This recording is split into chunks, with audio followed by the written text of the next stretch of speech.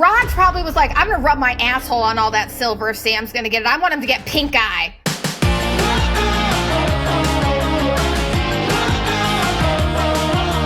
Hello, welcome to the newest episode of Middle-Aged Millennial MILF Podcast. I have a very special guest. I need to make sure that I introduce him because I was told by a friend I don't introduce people and they just launch in like people should know. You should know who he is.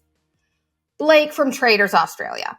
Thank you very much for having me, Sarah. Very, very excited to be here and talk all things Traitors. And I'm glad you watched the show. It's been very crazy hearing from everyone all around the world who watched our humble Australian version of the Traitors.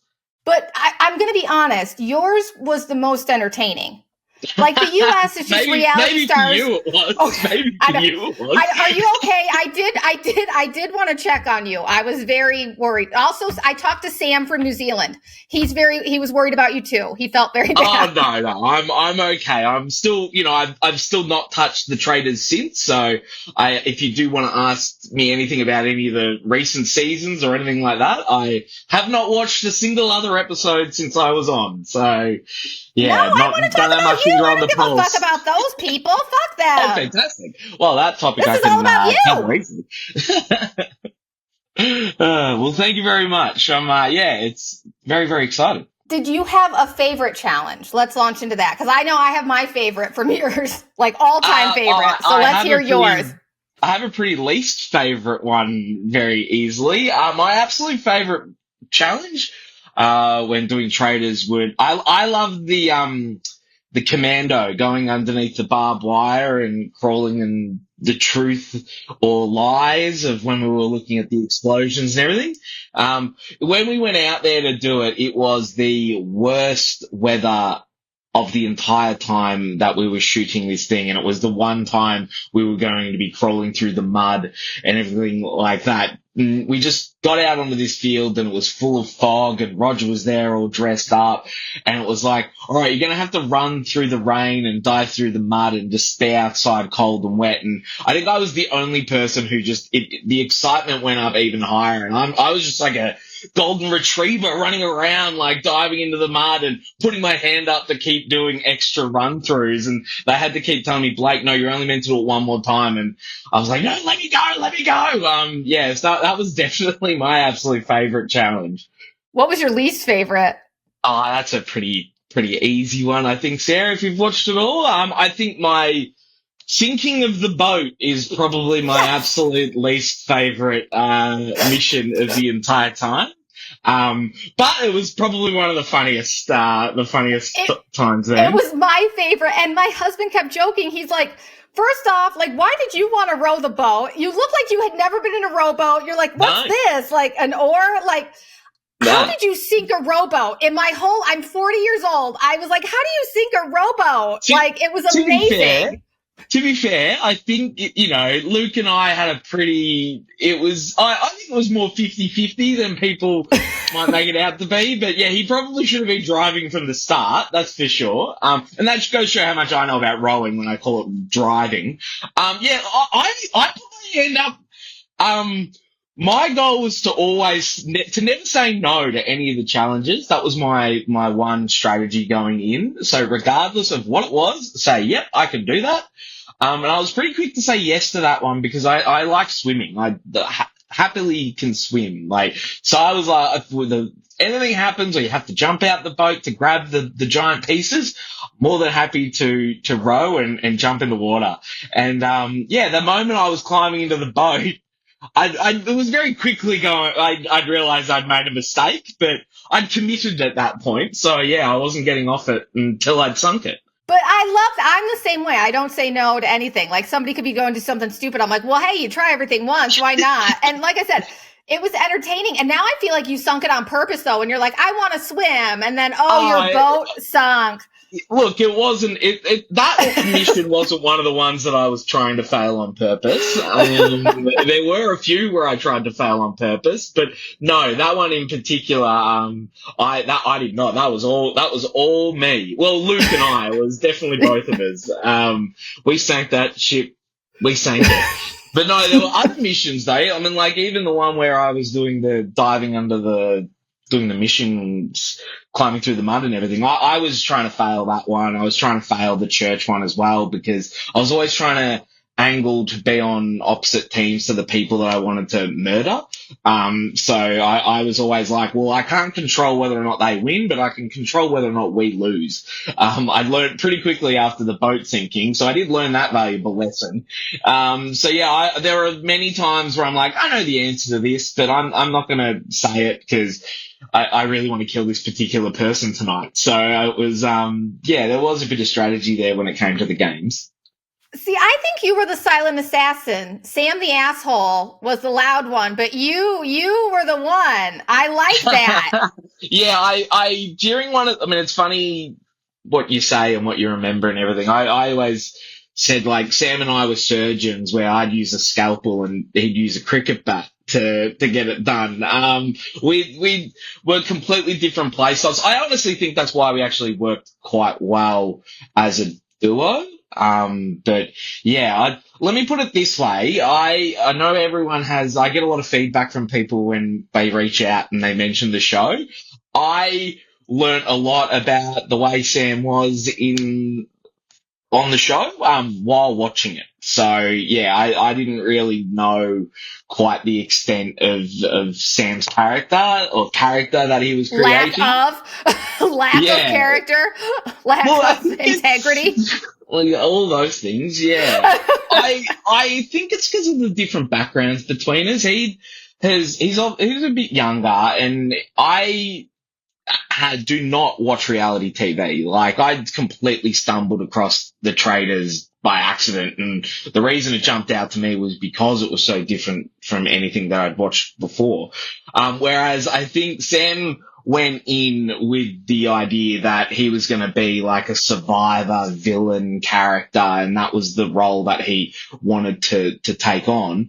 But it was just so different. I had no point of reference. I never watched anything like that. I'm just like, I know how to win this game. So if you just listen, we'll win. And yeah, unfortunately, there were a couple of key moments where he stopped listening to me. And we ended up where we ended up. But at least I know that I was good enough to get there to the end. And I never got voted out. So that's my one consolation that I tell myself when I can't sleep at night. But you got dicked over. Like, but how come? Okay, I'm sorry. Watching please, any questions? This is your chance for the scoop, Sarah. I haven't talked to anyone for like a year and a half about this, so feel free to ask. So how come you and Camille weren't like, let's dig over Sam? Like, how come what was that? You could have won. Well, I get he was always going to throw. But you guys should have voted him out with Sarah. He was always going to. Well, first off, I never wanted to recruit Camille. I think that was our death sentence at the end, was recruiting a third person. I think we'd done so well, the two of us, that we could have made it to the end. And my goal was to always, get as far into the point where we didn't need to recruit anyone, and then it was time for Sam to go. And that was the people that I was sort of getting there. I thought that was what we were going to be able to do. And then when we got to the end, with Camille, and I get asked this a lot. Why didn't I do this? Why didn't I do this? Unfortunately, I'm sorry. Not like everyone has those moments. Like, no shame. Just hindsight. No. Look, Sarah, hindsight was very much not a thing, because it was, I think it takes two to tango, and they never use the footage of Camille and myself's one-on-one chat leading towards the final vote. Because if they had, I think there might have been more confusion from people who watched it. Because I was very much like, I don't trust Sam. Let's work together to vote him out. Sarah, it does not matter who Sarah votes for. If she votes for you or if she votes for Sam, either way, you and me voted for Sam. He's gone. And Camille was very much, no, I want to stick to sharing. I have integrity. That's what I want to do. I want to make sure we share. And I was like, hey, just so you know, I'm telling you, I don't trust him and I don't think he's going to share, but you're going to keep writing share. And she's like, yes. I'm going to write share regardless. And I was like, well, I'm not going to be the idiot who writes share whilst I know she was going to write steal and he was going to write steal. So I wrote steal, and it was just this slow motion train wreck occurring in front of me. So yeah, if anything, it's a question you should ask Camille, that one, because I was very ready to vote Sam off at the end. I didn't trust him as far as I could throw him. So you told him that. You said, I don't trust a word out of your mouth, and we all loved it, because I was like, yeah, Blake, you stand up for yourself. Fuck the sheriff. Yeah. Fuck this little Gen Z prick. Oh, definitely a bit of a difference between us there. Yeah, look, the big loss was when Simone got voted out as well. I thought he was gone that day, that challenge. Everyone I'd spoken to, I was in the car with Sarah and other people as well. I forget who else I was in there with, but everyone was like, we're going to vote Sam out. You know, what had happened the night before with Annabelle. It was like, he's got to go. And so I went in going, excellent. I'm starting to think who I'm going to pick to be my traitor who I can work with to get to the end. And then, yeah, I'll give it to Sam. He did a very good job. I mean, those rooms, those like, when we were all in the round circle and everything, they go a lot longer than the show really shows. So, I mean, you do go around in circles literally with what you're saying, but you're in there for about an hour and a half, 2 hours of just constant questioning each other, constantly pushing, and it's pretty stressful. So we'd just done the challenge where we were climbing that hill up and down with silver bars in our back. That fucker.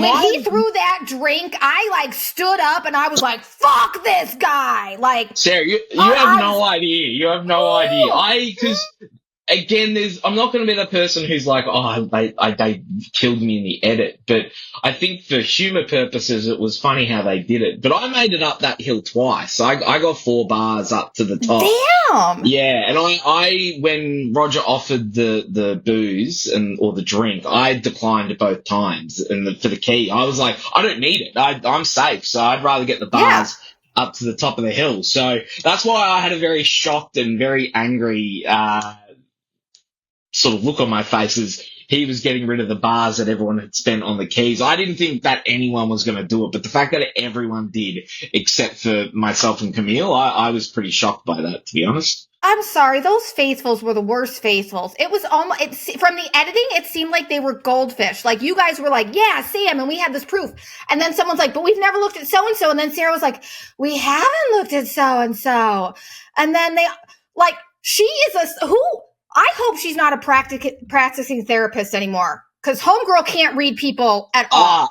She was my after we got selected as traitors, she was the one that I was the most nervous about. She was very gung-ho about, I want to have a sit down with you because I'm suspicious of you and I need to read your character and everything like that. And, you know, I'm just a humble beer salesman, so I had no idea what she was going to do with her powers of therapy. But when we sat down and we were talking and everything, and she's like, I just want to know, right, are you a traitor? You a traitor? I'm like, no, I'm not. I don't know who touched me. I think it's these people. And I start talking away.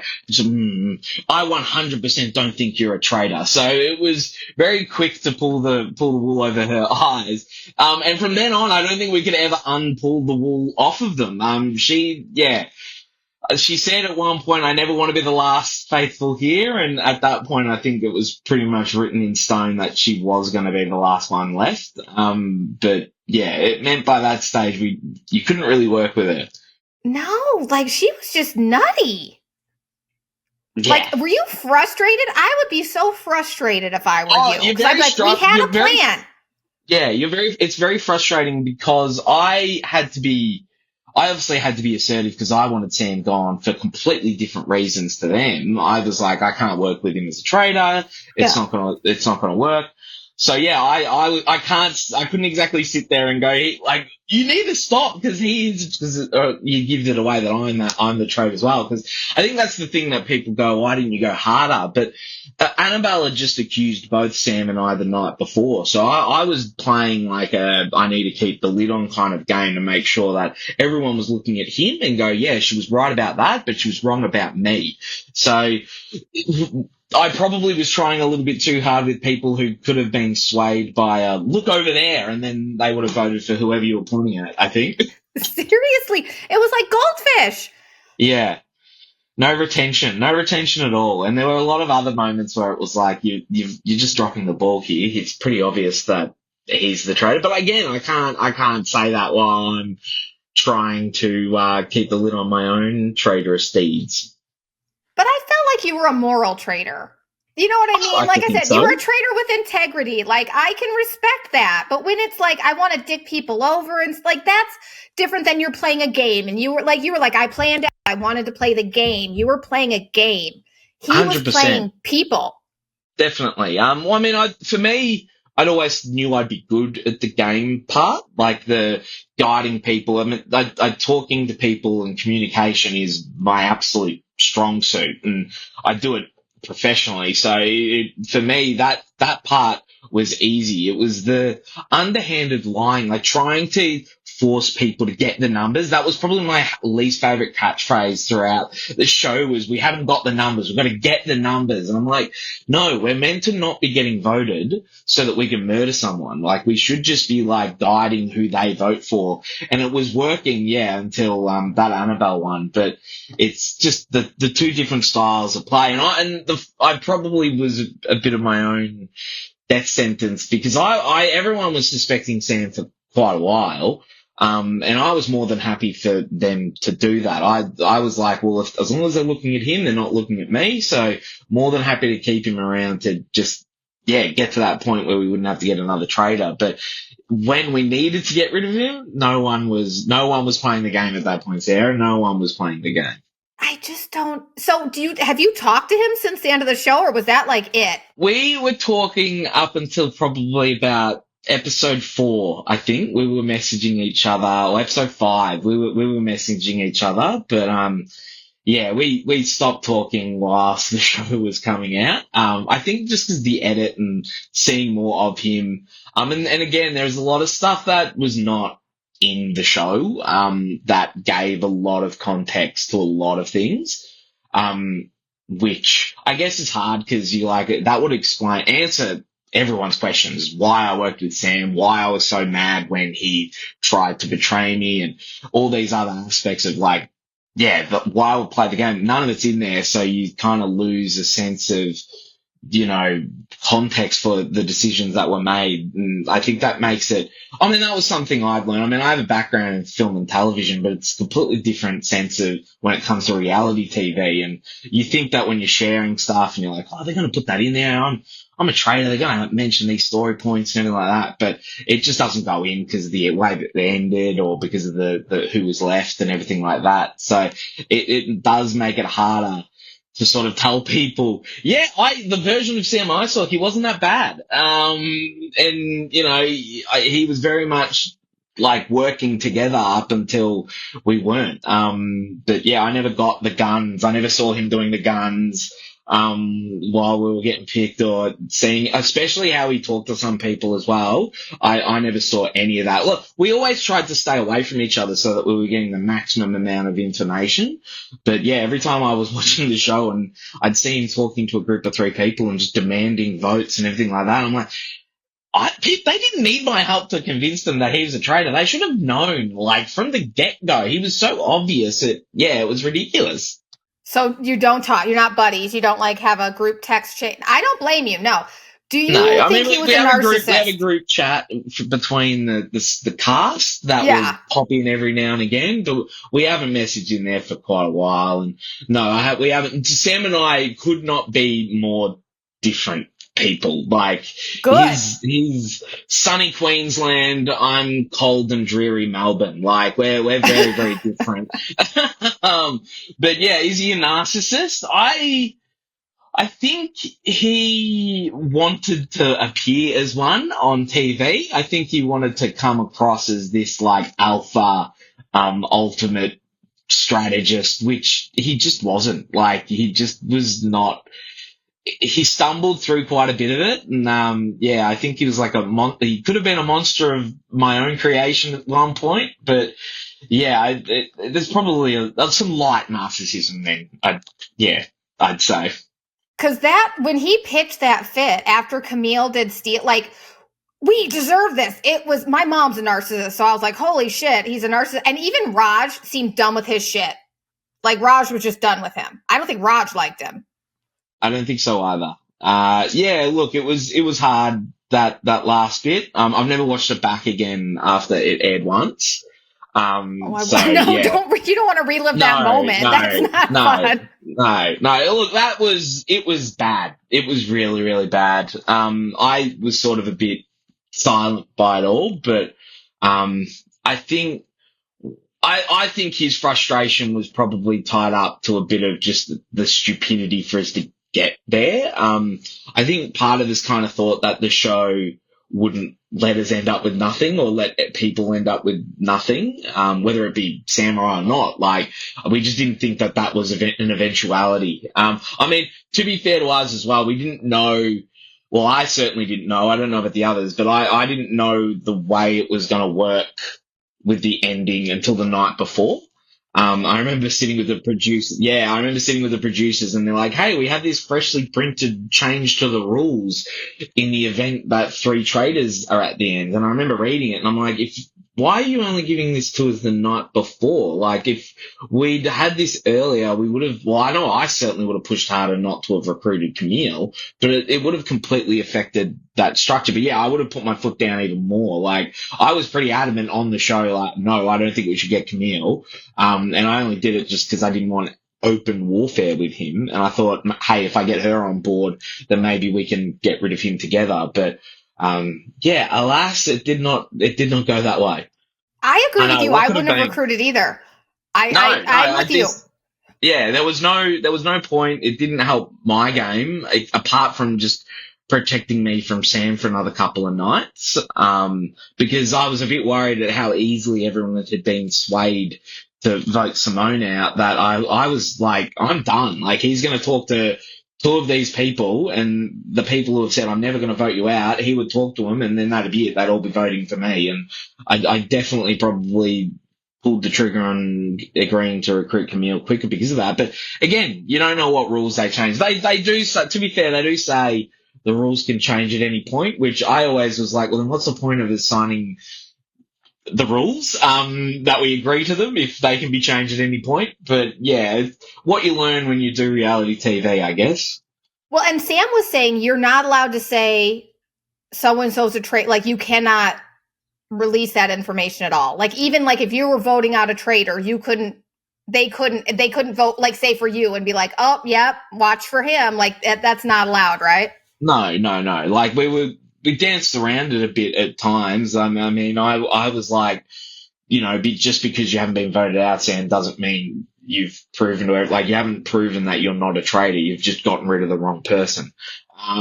Like, we could get that close, but yeah, on your way out or anything like that, that was in the rules. You couldn't just ruin the game and say they're a traitor. At least in the Australian version, I don't know how any of the other ones are. But yeah, you wouldn't be able to do that on the way out. I mean, I don't know what they would have done if it did happen. I don't think there would have been any contingency plans, but it would have been a very difficult next day to try and tell everyone, no, I swear. But they were probably the right faithful to do that too. Yeah. But yeah, not the way that you sort of think it's going to go when you've watched it or when you've read the rules. Well, and I couldn't be a traitor. I can't lie to save my life. And you know what? Or if I was a traitor, I'd be that person that was like, okay, I'm going to tell you. I'm a traitor. Don't tell anyone. Don't tell anyone. That would have Super gotten secret. that you're not allowed to. I'd be out. Yeah, you would have been out. I mean, I think that was one of the reasons Ash had to go a bit as well. She was too obvious. She was way too obvious. And before she was even selected as a traitor, I was like, I didn't really want to go into the show with, I'll use the quote, celebrities. That was not what I'd sort of signed up for either. I really liked the first season just being real people and everything like that. What I know about myself and what I discovered pretty quickly on Sarah is I'm a very good liar. That's something I think you've realized, oh, great, I've got this great ability to be a complete asshole. But I think you sort of get in there and you start to use it. And I might be a very good liar, but I don't feel good about it. I definitely had a few restless nights, especially Keith, like lying to Keith, and lying to a few of the people I'd gotten close with, like Payden as well. I quite liked him, but, I was playing it as a game up, happily getting rid of people and the chaos of selecting who we murdered and everything. I think that's one thing we sort of uncovered when we were all talking as a cast was, I don't think anyone realised just how much of a driver I was for the initial murders. Everyone was sort of like, "Oh, Sam and Ash must have misled Blake. He's too nice. He wouldn't have wanted to get rid of me or anything like that." And I'm like, I was the one that said, "Get rid of you." From the get-go. Like, I knew it would just throw complete chaos into the works, and it worked out well for us, but I think people just didn't pick it up in me, which is why I made it to the end and people were still convinced I wasn't a traitor, even as I was revealing myself as one, which was a great feeling, I guess, to have fooled everyone all the way to the end. So you completed your mission. You just got dicked out of the money. Yes, I did not get any money, but I think in the halls of traitors, the hall of, heroes when it comes to traitors, I never got voted out and I never got suspected as one. I think Gloria is the only person who can hold her head up high. She knew I was a traitor. I did convince her I wasn't one by the end of the show, but she was the only one that ever voted for me. I didn't really have to try too much with everyone. It all just went well early to convince them that I was on side. I think that's just my nature. I play it up a bit and act like a bit of a larrikin. And I think no one would suspect me. No one suspects the large laughing bearded man, Sarah. So they don't. You sank a fucking rowboat and they were like, yeah, like, I'm sorry. It was probably so traumatizing, but I was like, loved it. The boat was less traumatizing than the final vote. So don't worry. You make all the jokes about the boat. The final vote was the one that really sunk deep. But I mean, you guys are the only one that's happened to. So I mean, there's something in that too. You know what I mean? Like your season had the shit. You guys had the Squid Game like suits. Like, what was up with that? Did you get to keep those? They said your name on them. I do have mine. Yeah! It's floating around. Yes! I have kept it. And you got that out of it. Yeah, and that was, I did say going into the show, they're like, what are one of the reasons that you want to do it? And I'm like, I definitely want one of those matching tracksuits. That's one of my main goals for being on the show. Very excited. I got to keep a red one. I didn't keep my blue one, but I was wearing the blue one when I sunk the boat, so it was covered in a lot of shit. So I don't think it was worth keeping. They didn't even wash it. They're like, I'm not dealing with this. Yeah, they burnt it. They just said, Blake, you can't be on blue team anymore, so just stick to red. Like, I'm a traitor. Red's good. Red's good. Yeah, exactly. Well, and it did seem like you guys had fun where you were, like, connected and you guys had to, like, break shit. That was, like, the one time I felt like Sam got caught up in the moment of the fun and not the manipulation. And that was really nice to see. That was a lot of fun. I think because we got to, when we were tied up and before we got on camera, the amount of times we get told off for talking to each other when we're off camera is very funny. But we were amping ourselves up for that one and we were running out of time and we were just like, let's just go for it. Let's make as much mess and destroy as much stuff. I think if you look really closely, I walk out wearing a scarf. At the end, as we're talking about it, I kept that scarf as well. So, a few little things I took with me. But yeah, that was just so much fun to let loose and smash a few glasses and spill some marbles. So what did you think of Raj? How was Raj as a host? He really grew on us. Yeah, Raj, he was my favourite. I use quotes again, of the celebrities, there are only two of them that I really knew, was Guyton and obviously Roger, the host, but they were on a TV show back in the day when I was growing up together, in Australia called Underbelly about true Australian crime. So seeing them when I'd watched it in high school, and everything, I was like, I'm so excited for this. And Roger couldn't have been more of a peach. He was an absolute legend. Not only does he have the best fashion sense of anyone I've ever met, but like he just was very jovial when we were off camera. But yeah, he did keep his distance a bit, but I think it was more he didn't want to get swayed by any of us. But it was great having a drink with him afterwards, and he was just a completely different, like, oh my God, I can't believe it was going in that direction. I just wanted to scream at times. I'm like, I bet you did, because you must have been driving him absolutely crazy. Because he started dropping hints every Yes, you could morning. tell he was getting pissed. Oh, he was getting hated so Sam. I'm pissed. sorry. He hated Sam. He Yeah, won't convince yeah. me any. He fucking hated him. No, I don't blame him. I agree. Now that I'm, again, within context, it definitely, I just keep sitting there going like, why do you have to try and make it so obvious that it's us, Roger? Like, I'm just trying to sit and eat my bloody bacon and hash browns, and you're sitting there basically trying to point at us, hey, maybe look at these two, because they're the ones that are controlling this. But yeah, no, everyone was too distracted by the cold breakfast, so I don't think they were paying attention. Thank you. You were like reading my mind. I was just gonna ask you about that. Like, there's fucking cold ass toast just sitting out every morning. It looks like Cold, the shittiest. yeah.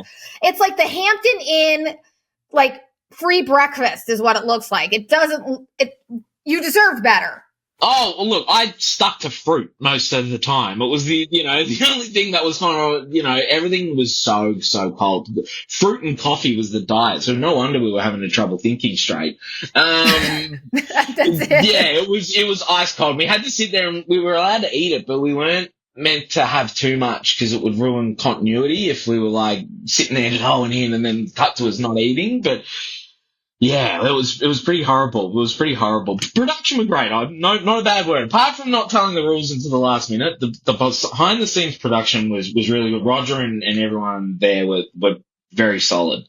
So can you like, I only drink Coke. Could you be like, hey, you need to have Coke? Or are they like, you're out of luck, you have to drink whatever we have? They supplied that to our rooms. Yes. We had I don't know, maybe I'm too polite. I wasn't asking for anything. I think I heard afterwards that there were quite a few demands from people in the show when it came to, I want a specific drink in my fridge every day. And, I was just excited if I had a bottle of water. But, yeah, if you wanted something in the fridge, you could get it.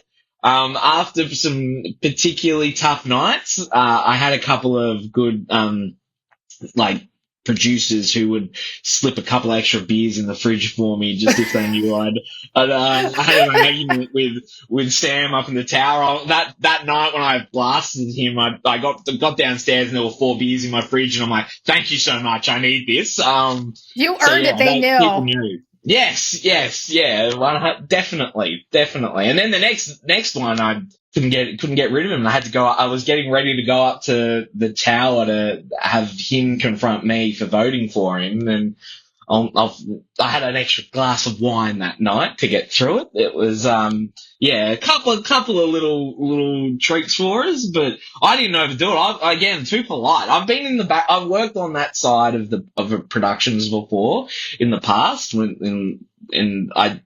one likes the difficult cast member that demands specific things, but plenty of Coke. That's because that's if you give me Coke and weed, like, I'm good. But as you were at the round table, unfortunately no weed. Unfortunately no weed. Well, is it legal in Australia? Medical is, yes. Okay. But at least in Victoria, we filmed in New South Wales. I think they're a little bit more strict, but from Victoria, medical is completely fine. Okay, because I take little pop pills, so it's not like I'd be token up, but I can just imagine me at the round table getting more and more high and being like, I would be like Sarah. Maybe she was high the whole time, and that's why she couldn't remember shit. Either that or she was coming down. Either one. It could very well have been the case. You needed to be a celebrity to be able to sneak in any contraband. I was sticking to the rules for what we were and weren't allowed to bring in. But also, I agree with you. I don't like the celebrity. It doesn't hit the same. Unless somebody's trying to get money to get IVF, it just isn't the same. Well, they didn't care as much. Ash, especially being one of us as a traitor, she just didn't care. And I had my reasons for wanting to be there, and they were pretty heavily dictated by wanting to win the money. And I guess, again, that's what I was referring to earlier. Without any of that context, you kind of lose a bit of why we did what we did. But yeah, once you're in there with people who, I'll say this now because it doesn't matter, but Ash pretty much wrote her death knell with me, when we were in a car and she was bragging about driving around in a BMW X5, and I'm like, you don't need this win. You don't need this win. I've just been made redundant from my job a week before we've gone in here. Like, you don't need this. So yeah, it was definitely different levels of wanting to make it to the end for everyone in there. But at the end of the day, I mean, I think I did well because of that nature as too. So like being able to ingratiate yourself and have people like just the trust, building the trust. You build that trust by being charismatic and fun to be around. So I know it looked silly, but playing that ring toss quoits game, like with everyone really helped to, get people on side, and it disarms them. So you might have found you might have been a lot better than you'd think, Sarah. As long as they didn't make me a traitor. Like that's it. You could have got everyone on side. I'm sure you would have been controlling the numbers every night for the vote. They're like, just have Sarah go talk to him. She'll talk. Yeah. She'll talk to him. They're like, just shut her up. Just vote so she shuts up. Like I'm the type of person, but I get what Sarah, I want. The other one, the American Sarah, not that Sarah. Yeah. No, God, no. I'm telling you, she was on something. That was not. No offense, honey, but I had a prescription pill problem for a while. Go get some help. It's okay. You can admit. She almost left about 3 times as well. Again, it's another one of those what gets cut from the edit. Every single time we were in there and we were trying to throw the fingers around and everything like that, we would spend 20, 40 minutes every single night talking about why Sarah was a traitor. And it just every single night it would derail into her just going, I'm not a traitor, and everyone being like, she's a traitor, and we were all just like, we're going around in circles, guys. None of you are voting for her, so can we stop just doing this? And I think she took that rather personally, and I think it really made her time in there a lot more difficult than it probably needed to be. But it worked for our benefit. That was probably the most evil that we were. I remember as being up in the tower, and it was like, should we murder Sarah just to kind of put her out of her misery? But no, it was too good of a distraction to keep in there. You were playing the game. Do you have a favorite? Do you have a favorite from the first season? Who is your favorite from the first season? Have you met any of them?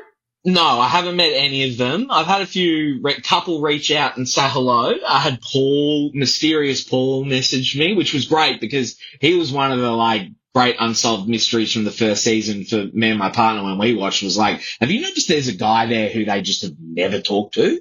Like, he's so really weird. So when I was going in, I'm like, as long as I'm not Paul, I'm happy. My husband looked it up. Apparently he would wear shit around from the castle. He was doing wonky shit. So I think that's what I've heard. But we noticed too. Can you imagine? He's like, hey guys, I'm on a show, and they never show him.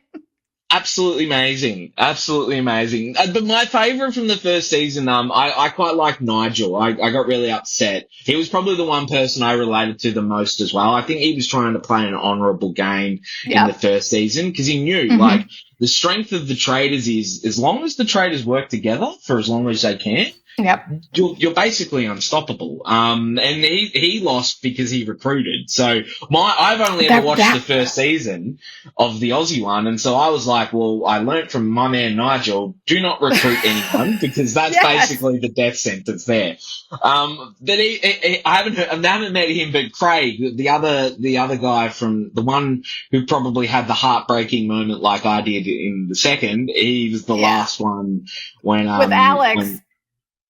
He reached out and said, hey, I know how hard it is. And for hearing about after the fact, hearing about why he was on the show and everything like that, I can sort of see why he was so upset. I could relate pretty heavily, to that. So yeah, it was nice that he reached out. I think he probably got a bit of a rough edit or a rough trot for his one in season 1. So it was good to hear from him. Well, you guys are trauma buddies. Definitely. Trauma buddies for sure. It's they'll wait. I don't know how the other ones have gone, but we'll reunite. Instead of an all-stars, we can do a trauma stars and just get everyone who's been affected by traitors together, and we can have a round circle where we talk positively. I think so, where everyone just gets together and it's like, oh, it's okay. Exactly. Give everyone the silver. Come on, that. Raj probably was like, I'm going to rub my asshole on all that silver if Sam's going to get it. I want him to get pink eye. Yeah. I'm telling you. I mean, I just don't think there was any way Sam was going to get it. I know he got all the way to the end, but there was no way anyone was going to be fooled to share or anything like that with him. But yeah, Roger, I think would have been holding. Where's all the silver bars gone? I think it would have been what everyone was saying if Sam had one. Then it would have been Roger running off with a sack over his shoulder, getting me out of there. He's like, "Fuck this guy! Yeah. I was on TV. He doesn't deserve shit." Exactly. And I really want to know if Raj and Teresa ever hooked up from season 1. I really liked that. You picked up that vibe? I don't know. I would probably say it would have been hard, unless they were sneaking around in the rooms. It's we got the most interaction with Roger being traitors, and Teresa, as much as they thought she was a traitor, she wasn't talking to him up in the tower or anything like that. So yeah, that's the one thing Sam and I can claim. Our one win was being able to spend more time with Roger, so it was a good one. Well, there you go. And you watched him growing. I feel like, hey, let's look at the positive. Let's look at the positives. For every negative, there are 3 positives. Let's be positive. 100%. And I'm here now talking to you on a podcast. So I know. I'm just some idiot from Arizona. And thank you. I reach out to people and they don't respond. And then because of how I was raised, then I start to spiral. Then it's like, nobody loves me. I should just turn my phone off and just never. So thank you. Like, it genuinely, pleasure. You didn't need to. And I just hope you know that it's very appreciative. I love you. You're a Strickland. Whatever you need, you got it. Drew will dedicate a book to you. Thank you very much. Oh, well, Drew will dedicate a book to you. I will. I'm looking forward to reading. It'll be fantastic. I'll have to try and work out a way to We'll send you a signed copy. I was going to say, I'll have to work out a way to send you some beers over there or something. Well, Blake, you and I are just besties because you're just like reading my mind and then like segueing. Okay, so beer. Let's talk about beer. I am the master of the segue. That was my other traitor ability. The segue. Blake. I mean, no offense, Sam. I talked to Sam, but Blake and I feel like are... Sam, sorry. Blake, I really feel like a soul sister with you. And I'm like, if you need me to go take Sam out, if he starts shit with you, I will be on a plane to help you. Excellent. Thank you very much. I doubt we will. We live on very different ends of the country. I'll go fucking find him. I don't care. We'll meet halfway and you can be our judge to make sure everything goes smoothly. Oh, I'll just go off on him. Please. I'll be like, how dare you do that to my Blake? I bet you have a small wiener, Sam. Had something to prove there, didn't you? Yeah, we all Insecurity. And then his fucking Instagram, he just looks like a smug prick all the time. I can't stand smug pricks. Like, that was the other thing. We didn't have each other's Instagram or anything like that. That would have been a big old red flag if we did. Like... Yeah. But beer. Yeah. Let's talk beer. So what do you do? Like, all of it. Like, let's hear it. I work for a brewery over here called Local Brewing Co. I was working for a different brewery as I was going into Traitors and everything. But what I do is I'm a sales manager. So pretty much my job is to go around to pubs, bars, anywhere that sells beer and to convince them to sell my beer. Over the multitude of other beers that exist. So that's where I think a lot of my crossover was being able to talk to people, convince them of something that they probably don't need, but they should probably get it from me. So yeah, that's my job is just I spend the day, I drive out, have a beer with someone, charm them until they want to buy it off of me. I mean, that's not a bad life. I mean, as far as, have you ever thought about starting your own beer brand?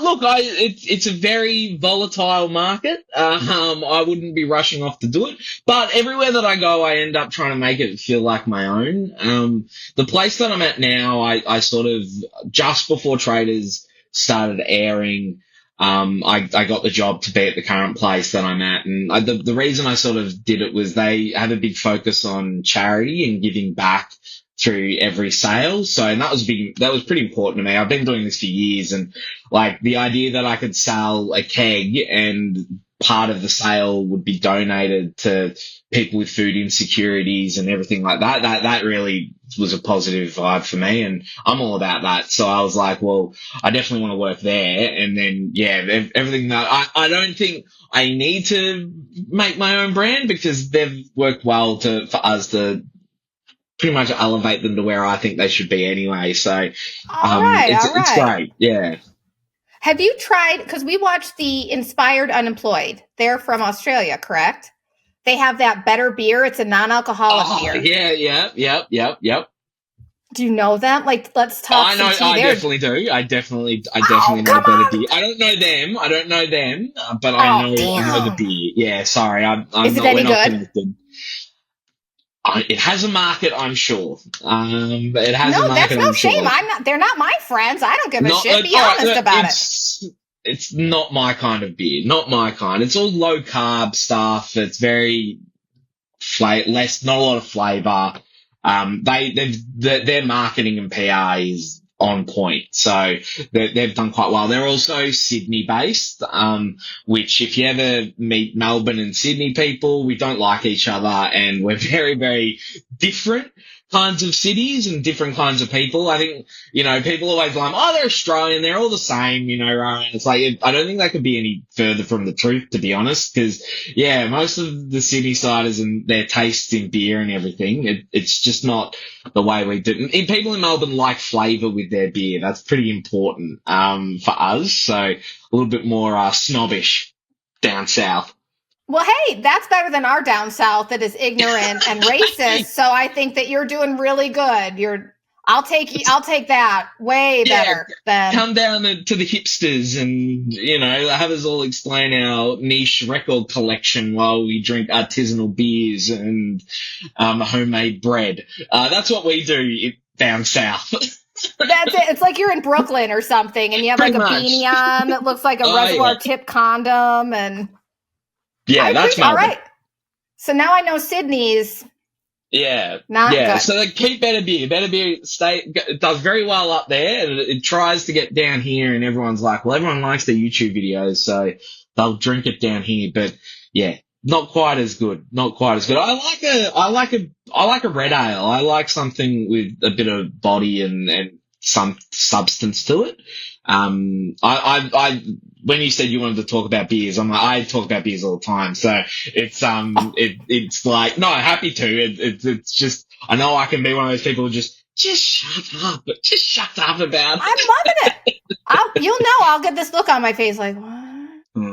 No, I used to do stand up. I used to do comedy back in the day, and I did this show where like I brewed beers for the show, and then I did stand up where it sort of related to the type of beer that was made, and it sort of tied in. So if we were talking about being sweet, and we were drinking a honey brown ale, and I don't know, it was very like in my head this story-driven beer tasting, because that's what I love about beers, is that there's, to me, such a story with when you're making it. You're trying to get these flavors to occur at certain points, and it's chemistry, and I love that. It's just, yeah, it's interests the hell out of me what you can do with 4 ingredients and how different they can be every time you make it.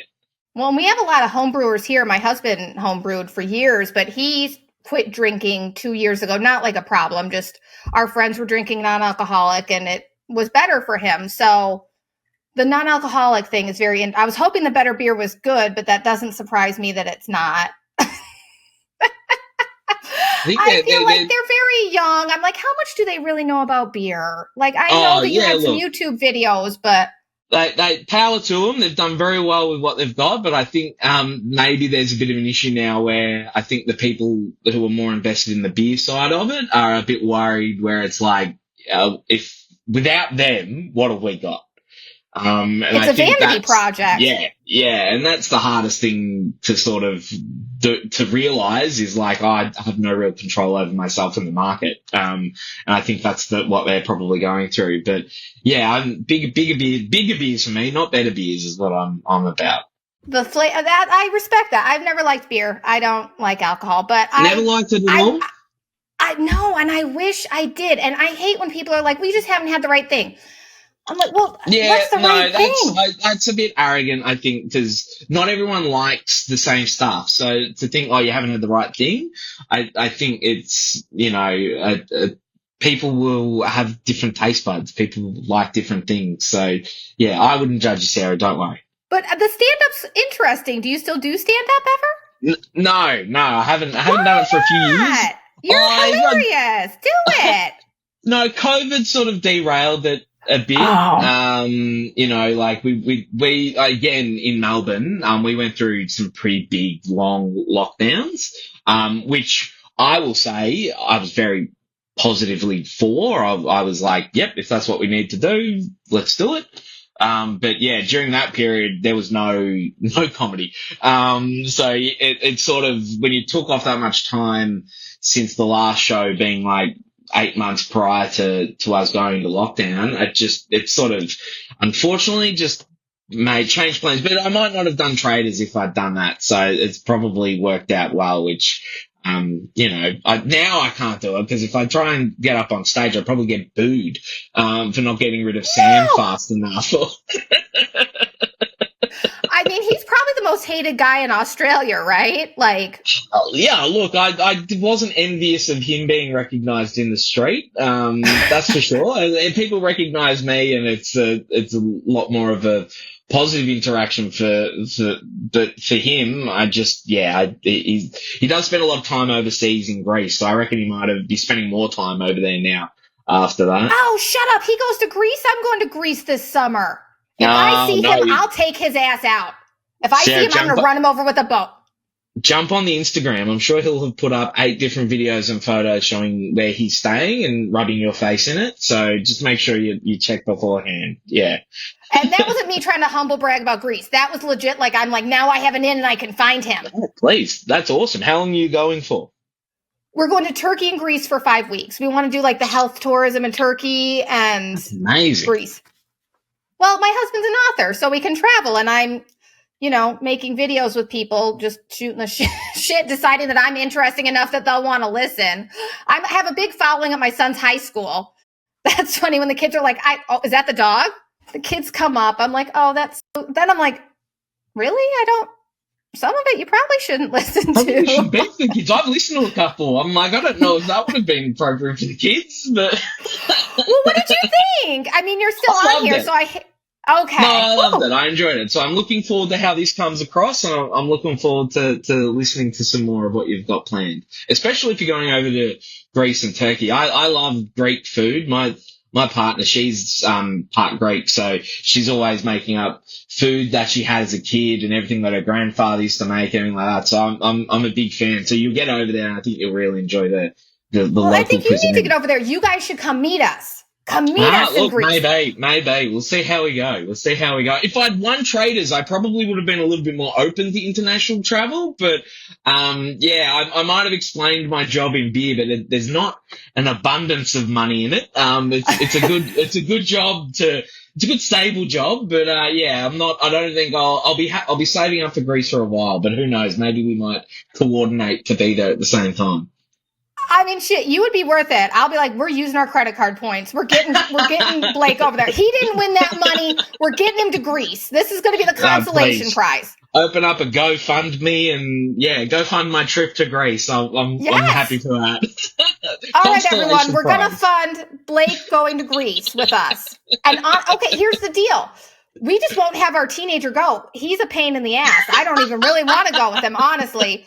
We went to Chicago and we're sharing a room. I come out of the bathroom and I go, oh, the maid picked up my underwear. He's like, I'm on speakerphone. I'm like, why are you on speakerphone in a hotel room with your family? Yeah, kids. Hey, he's a teenage boy. I've been one, so I can tell you, we've got confusing brains. No logic makes sense. Well, karma got him back because we were flying home after he'd been a prick, and I was looking, and there was this humongous person, not fat shaming, just humongous. And I turned to my husband, I go, that's who's sitting next to Walker. And then, because he wanted to sit across from us. So people are coming on, and then they're coming, and I'm like, yes. And they went by, and I was like, damn it. And then they did sit by him, and I was like, yes, we got off the plane, because they were like, with their spouse, they were like cuddling, like kicking Walker, like he was miserable. He was stuck on the end, and they were like having like she was like laid out across, like it was epic. Jeez, and so what we kind got of flight off. home? I know, and then they like when it landed, they were the type that cut everybody and just like bolted off the plane. Oh, Sarah, No, come on. I'd murder people in real life for that. oh, I know. Yeah, I hate it. Why? You're saving yourself like 2 minutes to get in line to wait for your bags. Like, just take the time. Everybody get off. We're all getting here at the same entitlement, Sarah. It's just the I entitlement. can't stand it. But then we got No. off, and he's like, "Oh, that was awful." And I go, "I called that. Maybe you shouldn't fuck with your mother." Karma. Yeah, he learnt a valuable lesson. He did. Well, also, I think it doesn't help when all his friends are like, "Your mom's so cool." He's like, "She's not that cool for me." Cool mum. Yeah, it's hard, I'm sure, having the cool mum. At least I don't think his friends talk about me being hot. That was Not yet. kind of a Like, concern. how old is he? He's 15. He's 15. Oh, the kids will. I'm sure. The couple more years into teenagedom, and who knows how they'll be. Well, I did have one. I was walking out. This is my life. I was walking out of a bagel store going to work, and I had like these platforms and like an Olivia Rodrigo shirt on. And I was like, yeah, in Scottsdale, Arizona. I'm like, I'm feeling good. And this homeless guy's like, look at those shoes. Look at those shoes. And I'll take a compliment from anybody. I'm like, fuck yeah, homeless man. And then he's like, Stacy's mom has got it going on. And I have never deflated so fast and like had to go to work. Oh my God. Guys, the homeless man at Einstein's Bagels called me Stacy's mom. They knows how to poke that insecurity pretty easy, hey? He spotted you and was like, I'm going to ruin your day, he decided. Yes. After I was so nice to him and gave him $1. I almost wanted to take that back. A pay for an insult, apparently. I didn't realize it was that bad in America. Well, I did get at the dispensary. I was walking and this guy's like, you walk like a model. You walk like a model. And I was just, that made my day. Like I told everyone, I'm like, I walk like a model. The guy at the dispensary told The expert guy at the dispensary. That's the guy leaving that had just bought weed was like, yeah, you walk like a model. I'm like, well, look, it's take it where you can get ups it. And downs. Yeah, ups and downs with the non-asked for shouting in the street, apparently. I mean, I think the beauty of you being able to go into a dispensary, though, is very envious of that kind of flexibility over there to be able to just, it must be so easy. Yeah, but that's like the only plus here right now. Yeah, look, it's I'm no expert on international politics or anything like that, but it definitely seems like it's a bit of a rough time over there at the moment. Do you want to know what it is? It's because people didn't vote out the traitor. They got Sammed. They got Sammed. Sammed. Yeah. I didn't vote for Sam, for the record. Just let's make that abundantly clear everywhere. Excellent. I tried to get rid of Sam. I was the dissenting voice that was desperately trying to get rid of Sam. Now he's going to have me as an enemy, and he's going to be like, who the fuck is this? This woman hates me from America so much. If he watches this, I doubt that he will. I think he'll be fine. Fuck you, Sam. That's right. You're a narcissist with a small wiener, and Blake should have won. Thank you. Period. I'll take that. Period. Well, what's next for Blake? What is next on the life agenda? Like, let's hear the plan. Life agenda, jeez. I hadn't prepared myself for such a heavy. I don't know. Well, just lighthearted. No, it's good. It's all good. Life is good. Hopefully getting a house. That will be next big thing to tick off the list is becoming a homeowner. Again, something I probably would have done a bit sooner if I'd won Traitors. But, building up to that. So hopefully I can put a roof over my head. The Traitors did not build. So, I can definitely feel more positive about that because it probably wouldn't have felt as good spending it with that silver blood money. Yeah, killing off all those faithfuls who are just useless. But no, doing that. I mean, getting more beers out there, doing good. In a professional sense, I want to get to 1 million meals donated to people in need by the end of the year through our beer sales. So that's a good positive thing I'm really working at the moment, and got a lot of really good things going here in Australia. Fingers crossed, like we could be raising and helping with food insecurity with people that need it. I love that. I love that. What's the beer that people should be buying? It's Local Brewing Co. There we go. Local Brewing Co. Do they have a non-alcoholic? They have a mid-strength, and non-alcoholic is on the cards. Funnily enough, doesn't sell that well in Australia.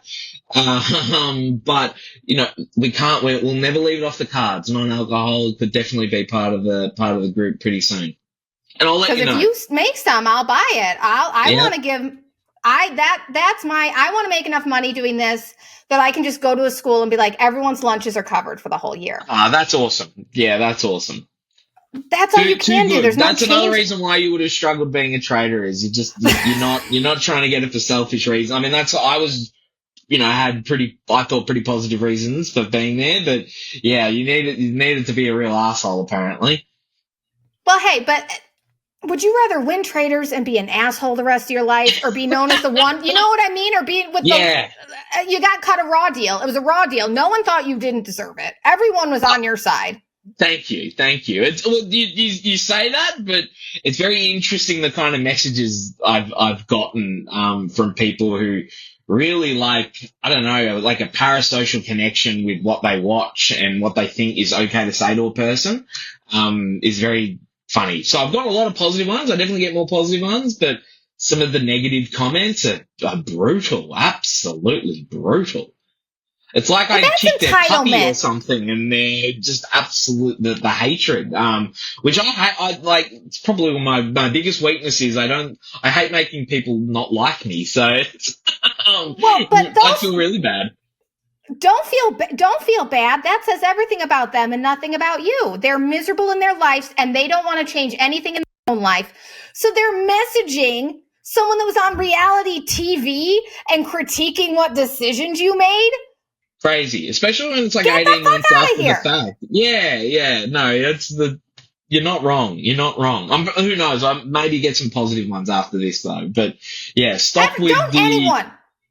Yeah. Oh, it's just I mean, then this might just be again a reality TV thing that I don't have that. I don't watch it as much, but the idea that I think people get in their heads is, well, you were on a show where you were broadcast to the public, so you must be okay with receiving public attention, whether it be negative or positive. But it's like, that doesn't mean you can jump on and call me a fuckwit and say I'm an asshole for, voting out your favorite person and stuff like that. Like, it's just, and yeah, like, I had someone who wrote this massive thing about how good it was to watch me cry at the end, which I was a bit like, wow, that's really digging the knife in deep. But yeah, I think, it's broadcast to the whole nation, the whole world, so you get a pretty eclectic bunch of viewers. But who the fuck says something like that? Like, I'm sorry. I guess I'm not that type of a person. Like, I reach out to people because I like them. Like you, I was like, I love Blake. I want to talk to Blake. Like, nothing but positivity. I'll reply to that message. Yeah. Everything else just gets blocked. It's obviously it doesn't bother me that, like, it's not keep me awake, but it's never nice when you're like, someone's having a go at me. But yeah, the amount that still comes up. That's all about them. Their wife cheated on them. Sorry. Their kid hates them. Like, something. Miserable people want to spread misery. Happy people want to spread happiness. Yeah, well, that's what I'm about. I'm about spreading happiness as well, so. Me too, and it has been a pleasure today. I don't want to take too much of your time. I could talk to you all day. Thank you. Absolute pleasure. I definitely could as well. It's been great. So hopefully this is not the end, just the beginning of our friendship, and we're going to get you a house, and we're going to get you to Greece. And Excellent. If you want any signed books, just let me know. Send me your information. We'll get some signed books. Absolutely. He'll dedicate one too. Like you said, you're the only person he's ever been like, can I stop in and say hi? I'm like, yeah, really? You can stop in and say hi. Yes. He was like, take that as a compliment. I love Blake the most. Yes. No, that's awesome. He's the thank you type. So much. Oh, well, thank you so much. Again, that's probably the one, maybe the one thing I relate to Sam a little is I'm positive reinforcement from people contacting me online.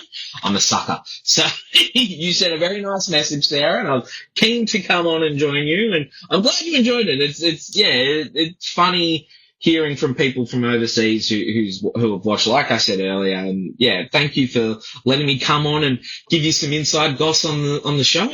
I love it, and fuck Sam. Fuck. I'm on your side. Just know that. If he comes at you, Thank you. Mama Sarah, I'll mama bear the shit out of him. He hasn't seen anything till he's seen a 5 foot, 205 pound redhead angry at him. Like, I am scary. I'm the muscle on the HOA. Claw away at him. Hey, I had 2 shitty parents. I can get real shitty real fast. Just because I'm not this way doesn't mean I won't pull that out on him. Don't you mess with my Blake again, Sam. That's it. When we meet up in Greece, we'll find where he's staying and we'll meet him in the parking lot as he comes downstairs. We're gonna upper decker his hotel room. We're gonna talk them into letting us in his hotel room, and we're gonna upper deck it. That's my plan. Genius. And then we talk to him, and we gaslight him into not thinking there's shit in his toilet. Exactly. What's a smell, Sam? Jesus. It's probably your ass, Sam. You're dying from the inside because you're a horrible person. All that shit you're spouting and talking about, yeah. Oh, being mean to my Blake, I'm telling you. I'm Mama Barrett. All right, let's go before my heart rate runs. But you go get some, I know it's really early there, and thank you. And like I said, we'll send you books, whatever you need. Don't be a stranger. I don't want this to be the last time. I want this to be the beginning. No, be in touch. I'll let you know if anything comes up. Who knows? Maybe if they do an international All-Stars, I could be letting you know that I'm on the next Traitors. I highly doubt I'll get asked back to do anything, but who knows? We're putting it out in the universe. I'm a big fan of manifestation. All-Star Traitors. Blake. They're going to listen to this podcast and then it'll happen. Make it happen. All-Stars, you, Sam Smith, Christian from the U.S., let's get Sam on there so everyone can vote his ass off first, traitor or not. He would go first. We got a plan. Yeah, easy. All right. Thank you very much. Well, thank you, Blake. You have a great rest of your day, and don't forget to make today your bitch. Thank you very much. See you later.